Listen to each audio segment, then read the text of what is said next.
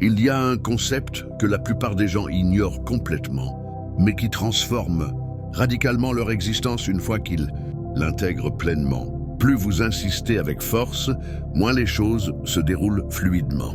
Lorsque vous poursuivez un objectif avec une inquiétude profonde, votre mental se raidit comme un étau. Si la crainte de l'échec vous envahit, chaque situation semble hostile et menaçante. En vous cramponnant désespérément à un objectif précis, l'existence elle-même paraît lourde et oppressante. Ce n'est pas le destin qui vous barre la route, mais cet état d'esprit tendu et anxieux qui verrouille toutes les opportunités. Un désir teinté de peur ne pave pas la voie vers le succès. Au contraire, il génère des obstacles invisibles. Tant de personnes évoquent l'idée d'abondance, récitent des affirmations encourageantes et tentent de se convaincre que tout finira par s'arranger. Pourtant, en leur fort intérieur, elles persistent à se mesurer aux autres, à se sentir en décalage permanent, avec cette impression tenace que quelque chose d'essentiel leur échappe. Tant que cette perception de vide domine, rien ne survient avec facilité et grâce. Le désir, au lieu d'être une énergie propulsive, se mue en une pression étouffante. Cette vidéo n'incite pas à renoncer à vos aspirations. Elle invite plutôt à modifier votre façon de désirer. Elle encourage à relâcher cette pression urgente, à cesser de pourchasser frénétiquement chaque opportunité et à cultiver une version de soi plus sereine, plus ancrée, plus ouverte à l'accueil, sans tourment, sans désarroi, sans fixation obsessive. En adoptant cette approche, tout se métamorphose. Vos décisions gagnent en netteté, vos interactions humaines s'épanouissent, les chances se présentent avec une aisance surprenante, et même votre vitalité intérieure se renouvelle. Dès à présent, vous avez le pouvoir de remodeler votre monde intérieur, et cela débute par un geste élémentaire. Partagez dans les commentaires. Aujourd'hui, je décide d'être ouvert à l'accueil. Cette affirmation symbolise le tournant, où vous cessez la poursuite effrénée pour vous. Harmonisez intérieurement avec ce que l'univers tente déjà de vous offrir. Allons-y, leçon 1. Tant que votre aspiration émerge d'un sentiment de vide, aucune opportunité ne se concrétisera pleinement. La grande majorité des individus formulent ces demandes depuis un terrain instable, imprégné de pensées comme « je manque de cela »,« je ne suis pas à la hauteur »,« je n'atteins pas mes buts ». Lorsque quelqu'un se répète intérieurement « j'aspire à la richesse », à l'affection, à la réussite, à la validation des autres, ce qui résonne en profondeur. Et souvent, actuellement, rien de tout cela n'est présent dans ma vie. Le cerveau humain ne traite pas les négations de manière littérale. Il se concentre sur les représentations visuelles et les sensations émotionnelles. Par exemple, si on vous dit « évitez d'imaginer un chat bleu », l'image surgit instantanément. Il en va de même pour nos aspirations imprégnées de carence. Plus nous tentons de nier l'absence, plus notre conscience s'y enfonce. Lorsque la requête naît de l'angoisse, elle attire davantage d'angoisse. Si elle provient d'une perception de pénurie, elle multiplie les expériences de pénurie. Et si elle est motivée par la panique de tout perdre, l'ensemble de notre comportement commence à miner, ce qui était sur le point de se réaliser. C'est précisément pourquoi tant d'individus manifestent exactement ce qu'ils appréhendent le plus. Celui qui est tenté par la peur du chômage se comporte de façon hésitante, crispé, figé par l'insécurité. Celui qui redoute l'abandon finit par asphyxier ses liens affectifs jusqu'à leur rupture inévitable. Comme le philosophe Épictète l'observait, ce ne sont pas les événements eux-mêmes qui perturbent les humains, mais les interprétations qu'ils en font. Un désir chargé de vide équivaut à une croyance réitérée que l'existence nous prive de quelque chose d'essentiel. Et cette conviction imprègne nos actions, notre posture, notre discours, jusqu'à se matérialiser dans la réalité. Le premier virage fondamental est facile à saisir intellectuellement, mais ardu à appliquer au quotidien. Il ne s'agit pas simplement d'intensifier ses envies, il faut réformer le socle émotionnel d'où émergent ces envies. Car tant que l'aspiration est ancrée dans la crainte, elle repousse les flux naturels de la vie. Mais lorsqu'elle jaillit d'un sentiment de plénitude intérieure, elle les attire irrésistiblement. Comment opérer cette mutation profonde? Ce n'est pas en psalmodiant des mantras superficiels, ni en feignant une absence totale de besoin. C'est en forgeant progressivement un équilibre intérieur harmonieux. Cet équilibre émerge de 3 gestes simples mais transformateurs. Premièrement, contemplez votre aspiration sans porter de verdict. Interrogez-vous, qu'est-ce que je cherche véritablement? Et d'où provient cette quête? Cette simple introspection atténue déjà le sentiment de vide et amplifie la lucidité. Deuxièmement, réorientez votre attention. Au lieu de ruminer sur les manques, concentrez-vous sur ce qui se bâtit activement en ce moment. L'esprit forge la réalité à partir de ses focalisations récurrentes, non de ses regrets passés. Troisièmement, adoptez le comportement de quelqu'un déjà engagé sur la voie, non pas comme un individu obsédé par l'issue finale, mais comme une personne qui valorise chaque étape du parcours. Lorsque les actes évoluent, l'aspiration change de nature. Elle passe d'une plainte suppliante à une orientation affirmée. C'est de cette manière que l'on accède à un état de sérénité où le mental cesse ses réactions impulsives pour répondre avec une pleine conscience. Dans cette clarté, le désir ne hurle plus. Il me faut cela à tout prix. Il se transmue en « je me rends capable » d'accueillir cela. Et cette évolution altère l'ensemble de votre trajectoire. C'est pourquoi, avant d'aborder la leçon suivante, ancrez un engagement solennel envers cette nouvelle attitude. Commentez. Je choisis d'aspirer depuis une position de puissance, non de carence. Cette affirmation transcende les mots. Elle pose la première brique dans la refondation de votre paysage intérieur. Leçon 2, vous n'attirez pas ce que vous convoitez aveuglément. Vous attirez ce que vous êtes en mesure de porter et de préserver. Prenez un moment pour visualiser cette métaphore. Chaque individu est comparable à un contenant, un vase symbolisant sa capacité à gérer des connexions humaines, des ressources financières, des obligations, une influence positive, un but profond. Le défi n'est pas de viser haut dans ses rêves. Le vrai obstacle réside dans un contenant, vulnérable qui réclame un fardeau, susceptible de le fracasser. C'est la raison pour laquelle tant de personnes torpillent leur propre avancée. Quand une relation saine émerge, l'ancien schéma mental la sabote. Lorsqu'une chance majeure se profile, l'identité obsolète la rejette. Dès que les finances s'améliorent, des routines destructrices les dissipent. Ce n'est pas une sanction cosmique, mais une incapacité à maintenir ce qu'on prétendait désirer ardemment. Les individus qui incarnent une véritable abondance dans tout domaine ne se contentent pas de solliciter.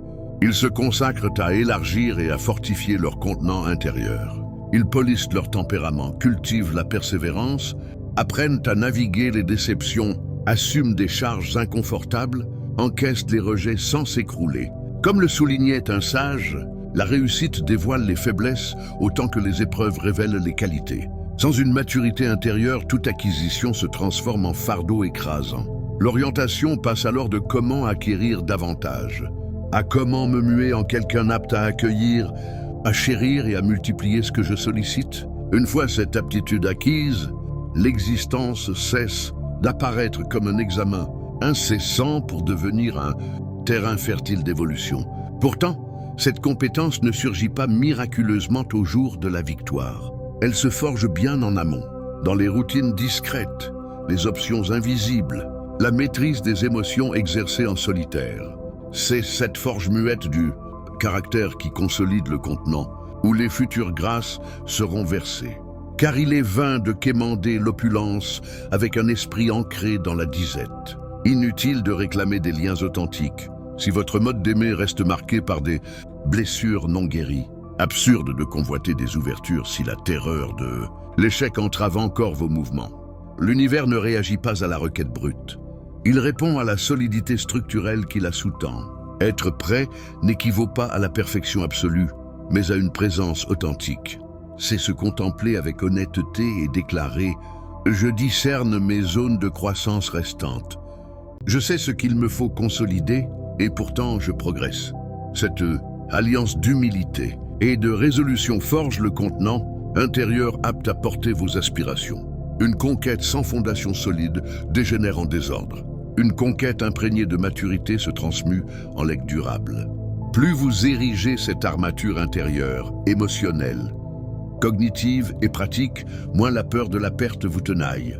Car l'individu préparé ne s'accroche pas obsessivement. Il administre avec sagesse. Le mur ne dilapide pas, il transmute. L'entier ne broie pas ce qu'il reçoit. Il le fait prospérer. Comme le philosophe Alan Watts l'exprimait, la seule façon de donner un sens au flux du changement est de s'y immerger, de l'accompagner et de danser avec lui. Être prêt, c'est précisément cela. Non pas dominer les événements, mais croître en harmonie avec eux, s'étendre pour embrasser une nouvelle ampleur de son existence.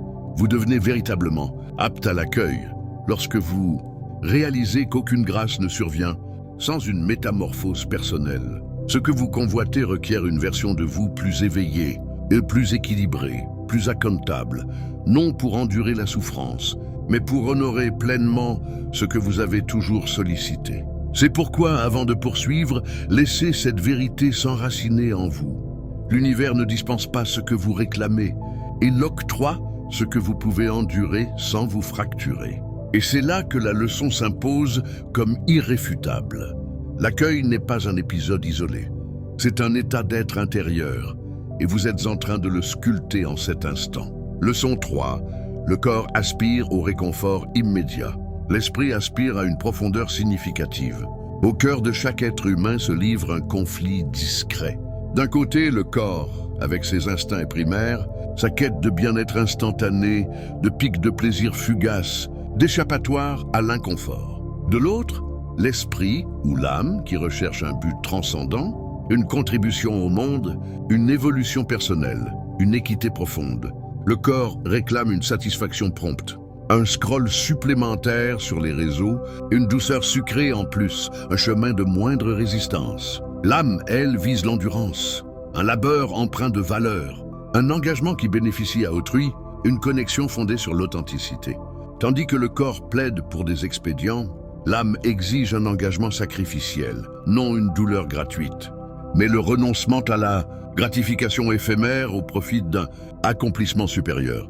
Cela implique de se plonger dans l'apprentissage quand la distraction appelle, de persévérer dans l'intégrité quand la tricherie semble lucrative, de maintenir l'effort quand les éloges se font rares. Viktor Frankl, survivant des camps de concentration, affirmait que l'humain peut endurer presque n'importe quelle épreuve s'il discerne un sens derrière elle. Une fois le but clarifié, l'épuisement ne s'évapore pas, mais il gagne une orientation précise. La véritable dynamique d'attraction ne se limite pas à des visualisations mentales attrayantes. Elle réagit au calibre d'humain que l'on incarne en devenir. Plus on structure son existence autour d'un sens profond, moins on a besoin de quémander des bribes de joie pour traverser les jours. Le plaisir cesse d'être un palliatif pour devenir un effet secondaire naturel. Considérez-le ainsi, le corps poursuit l'apaisement, l'âme poursuit l'amplification. Chaque fois que vous privilégiez l'amplification sur l'apaisement facile, un alignement intérieur s'opère, une croissance s'amorce, un éveil se produit. C'est alors que l'existence commence à vous accorder sa confiance, non parce que vous avez supplié, mais parce que vous êtes devenu digne de recevoir. Le virage s'amorce quand vous cessez de vous demander comment survivre à une nouvelle journée, pour adopter comment me transformer en quelqu'un qui savoure ce qu'il édifie. Car il y a un gouffre entre endurer l'existence et l'imprégner de signification. Le corps subsiste, l'âme s'épanouit. Scrutez votre intériorité avec sincérité et interrogez-vous. Qu'est-ce que mon âme tente de me révéler depuis si longtemps? Que mon corps persiste à ignorer? Peut-être que pour l'instant vous peinez à écouter, mais le calme que vous fuyez recèle précisément la clé. Pour approfondir cette idée, imaginez un athlète qui sacrifie des soirées de divertissement pour des entraînements rigoureux. Son corps proteste initialement, mais son âme jubile à mesure que la maîtrise s'installe. De même, dans une carrière, choisir un projet exigeant sur un emploi confortable peut sembler ardu, mais c'est cette quête de sens qui forge une résilience durable et attire des opportunités alignées. Souvenez-vous des histoires de grands innovateurs comme Steve Jobs, qui priorisaient la vision créative sur le confort immédiat, transformant des rejets en avancées mondiales. Cette leçon nous rappelle que l'équilibre entre corps et âme n'est pas statique. Il nécessite une vigilance quotidienne pour que le sens l'emporte sur la facilité, menant à une vie plus riche et épanouie. Leçon 4. Le vrai défi n'a jamais été d'aspirer à trop, mais de se satisfaire de trop peu. De nombreuses doctrines spirituelles ont été déformées au fil des siècles, faisant passer le désir pour une impulsion impure, prohibée, intrinsèquement égocentrique. Cette distorsion a engendré des individus qui cherchent à étouffer leurs envies plutôt qu'à les raffiner. Or, le problème ne réside pas dans l'ampleur du désir. Il gît dans le fait de désirer médiocrement, uniquement pour son propre ego. Comme l'écrivait Napoleon Hill, toute grande réalisation naît d'un désir brûlant et passionné. Aucune œuvre majeure n'a émergé d'une tiédeur apathique, d'un manque de flamme intérieure. Cependant, cette ardeur requiert une guidance. Un désir dépourvu de but engendre des vices, des obsessions, une poursuite futile du prestige. Un désir harmonisé avec un sens supérieur génère de la concentration, de la ténacité, le cran pour endurer des trajectoires prolongées. La question pertinente n'est pas « est-ce immoral de convoiter cela ?» mais cette aspiration, m'approche-t-elle ou m'éloigne-t-elle d'une existence utile, honnête et réalisée? Lorsque le désir devient le vecteur d'un sens authentique, l'énergie se transmute. La quête d'opulence passe d'une accumulation stérile à une aptitude à donner plus, généreusement. La soif de reconnaissance évolue d'un vide intérieur à un impact tangible sur autrui. La poursuite de l'évolution cesse d'être une évasion pour devenir une obligation morale. Un désir aligné ressemble à une flèche affûtée. Il ne disperse pas son élan, ne s'égare pas en détour, ne se laisse pas berner par des illusions superficielles. Il discerne sa cible et, par conséquent, progresse inexorablement. Et voici le pivot décisif de cette leçon. Le désir n'est pas un adversaire de la spiritualité. Il en est le combustible éthique. Le dilemme n'a jamais été désirer ou renoncer, mais mûrir assez pour convoiter des objectifs dignes d'effort. Car quand votre aspiration s'harmonise avec votre essence profonde, vous ne pourchassez plus l'existence. C'est elle qui dégage le passage pour votre avancée. Pour illustrer, pensez à des figures comme Mother Teresa, dont le désir ardent d'aider les démunis n'était pas égoïste mais aligné sur un sens humanitaire, attirant soutien et ressources mondiales. Ou à des entrepreneurs sociaux qui transforment leur ambition en initiative durable, prouvant que le désir bien canalisé multiplie les bienfaits. Cette perspective encourage à examiner ses envies. Sont-elles superficielles ou porteuses de valeur? En les raffinant, on élève non seulement sa vie, mais aussi celle des autres, créant un cercle vertueux d'abondance partagée. Leçon 5. Les 4 dimensions qui sculptent votre réalité. Aucune réalisation tangible n'émerge du néant. Toute entité concrète, une entreprise florissante, une famille unie, un ouvrage inspirant, une plateforme influente, un revers ou un triomphe, résulte d'un processus de concrétisation souvent invisible et silencieux. Ce parcours traverse 4 strates essentielles. D'abord, l'aspiration initiale, cette étincelle intuitive qui proclame « cela mérite d'exister ». Ensuite, la sphère cognitive, la blueprint, les choix stratégiques, la planification méthodique. Troisièmement, le domaine affectif, la conviction intime, le sentiment de légitimité, la résilience pour affronter les délais, les frustrations et les revers. Quatrièmement, l'action tangible, le labeur concret, les expérimentations, les itérations persistantes jusqu'à l'éclosion finale. Les échecs surviennent invariablement d'un déséquilibre entre ces strates.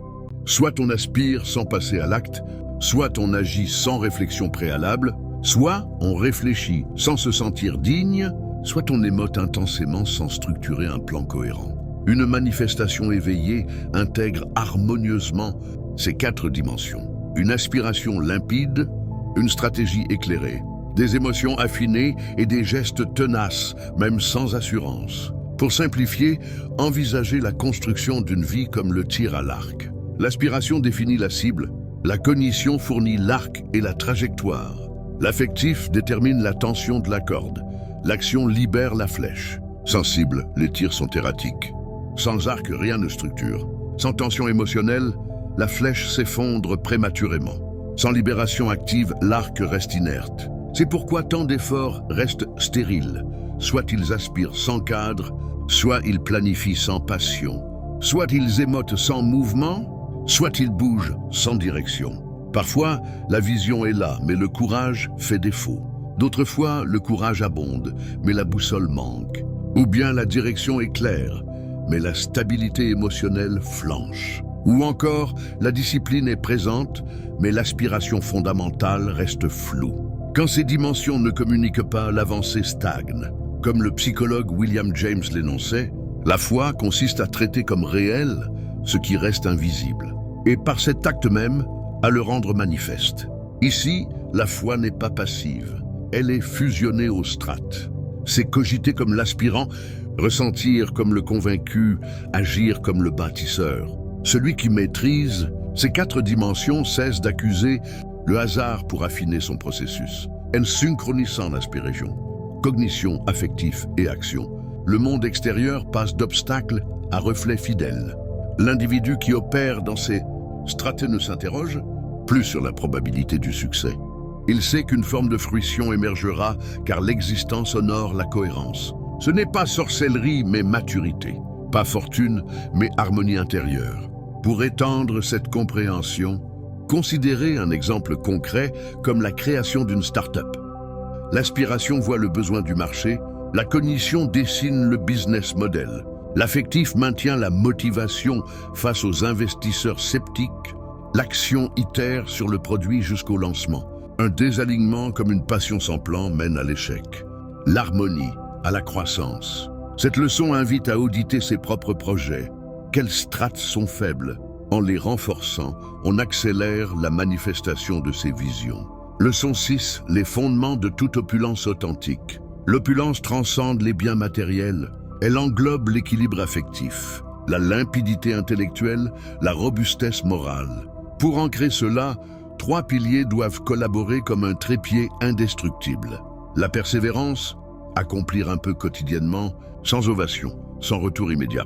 La congruence, synchroniser pensées, paroles et gestes, incarner ses déclarations, honorer ses engagements. La conviction, préserver la vision vivace malgré les apparences contraires. Si un pilier chancelle, l'ensemble vacille.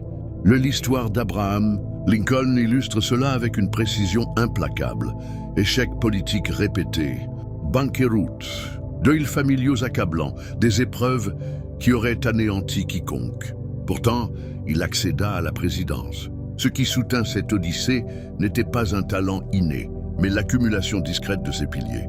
Il persévéra dans ses initiatives, resta congruent avec ses valeurs et maintint une conviction inébranlable, même sans validations externes. Ce n'était pas du hasard, mais une architecture intérieure. C'était un homme qui trébucha, rectifia et persista jusqu'à ce que la réalité ploie devant sa ténacité. Le malheur est que notre ère actuelle forme des êtres fragiles comme du cristal. La moindre critique fracture, le plus petit refus immobilise. L'obstacle mineur justifie l'abandon. Pourtant, la philosophie stoïcienne enseigne que le contenant doit être assez résistant pour absorber les impacts vitaux et porter le poids des victoires. Car nombreux croient échouer par manque d'ouverture, alors qu'il leur fait défaut la préparation pour endurer ce que le triomphe impose. Chaque fois qu'on pense sans agir, promette sans livrer, jure un changement pour retomber dans l'ancien, on cultive le désordre intérieur et affaiblit son propre contenant.